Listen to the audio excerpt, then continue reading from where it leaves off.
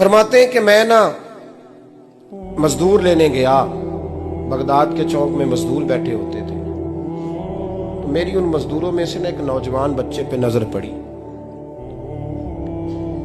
बड़ा कमजोर सा वजूद था, लेकिन चेहरे पर इबादत का निशान था। माथा बताता था कि नमाज का बड़ा ख्याल रखता है। मैं उसके करीब गया।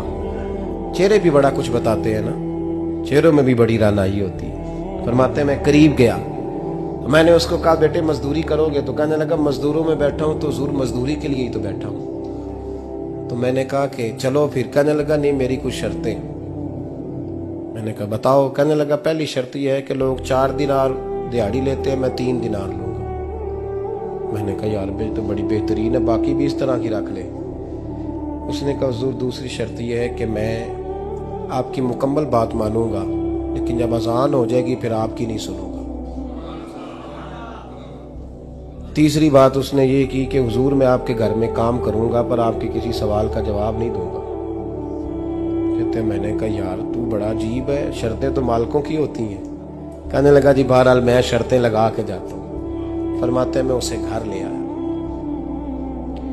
काम मैंने उसको बताया, तो जो काम मजदूर सारे दिन में करता है ना उसने 2 घंटे में कर दिया। हमारे मजदूर सिगरेट पीने में भी तो आधा घंटा लगाते हैं, वो चाय पीने जाएं तो पौना घंटा वहां। उनको भी तो दयानतदारी करनी चाहिए कि नहीं करनी चाहिए?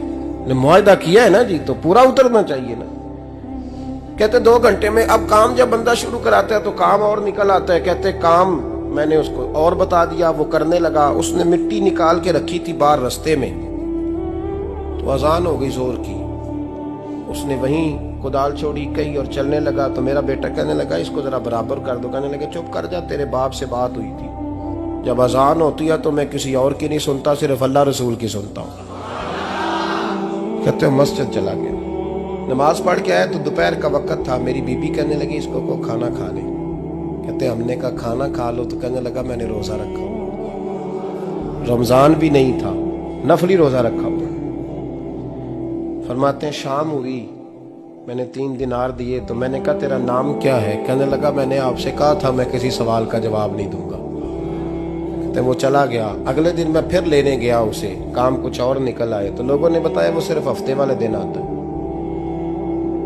मैंने कहा क्यों? कहने लगे जी वो कहता है मेरा हफ्ते का खर्चा 3 दिनार है, जब 3 दिनार कमा लेता हूं तो बाकी सारा टाइम अल्लाह रसूल की जिक्र में गुजार दिया करता हूं।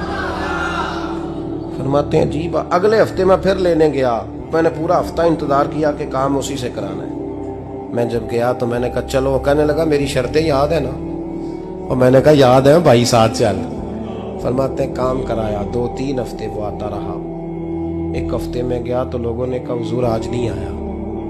क्यों? कहने लगे बीमार हो गए। कहाँ घर है? कहने लगे बगदाद के कब्रिस्तान के पीछे जो कच्ची आबादी है उसमें रहता है।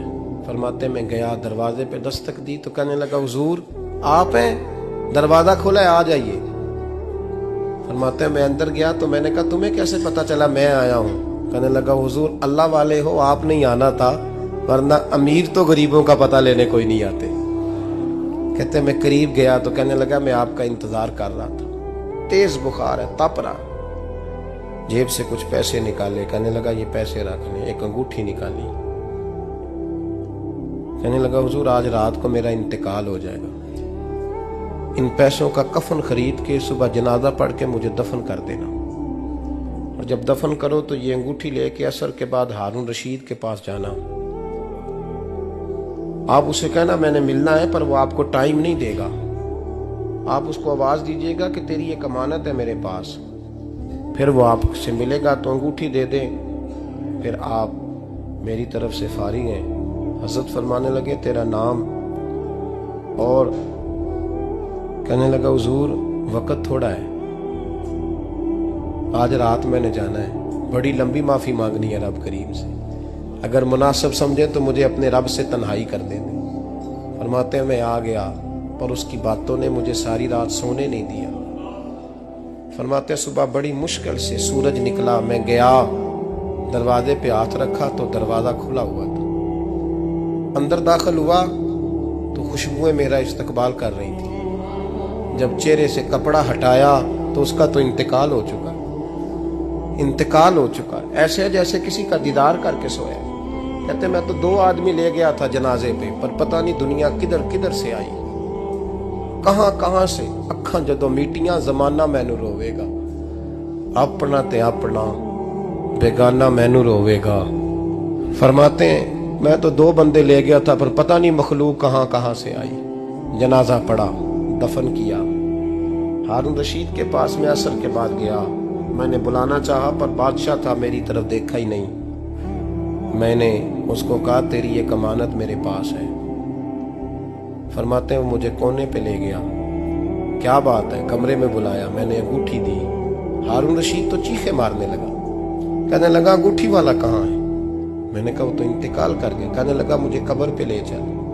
कहते मैं कब्र पे लाया तो वो लेट गया, तड़प के रोने लगा। मैंने कहा मेरा कलेजा फट जाएगा, ना उसने कुछ बताया ना तूने बताया, ये कौन था? तो हारून रशीद कहने लगा ये मेरा बेटा था।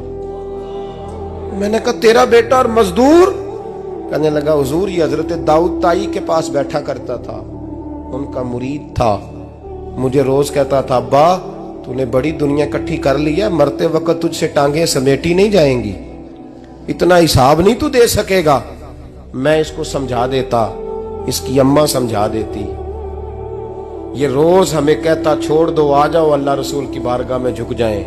हम समझ। एक दिन ये चला गया, कहने लगा फिर तुम्हारा रास्ता और है और मेरा रास्ता और है। ये सोने की अंगूठी गलती से इसके पास रह गई, गलती से हीरे की अंगूठी चली गई। कहने लगा देखो मेरे बेटे ने आज वो भी वापस कर दी है।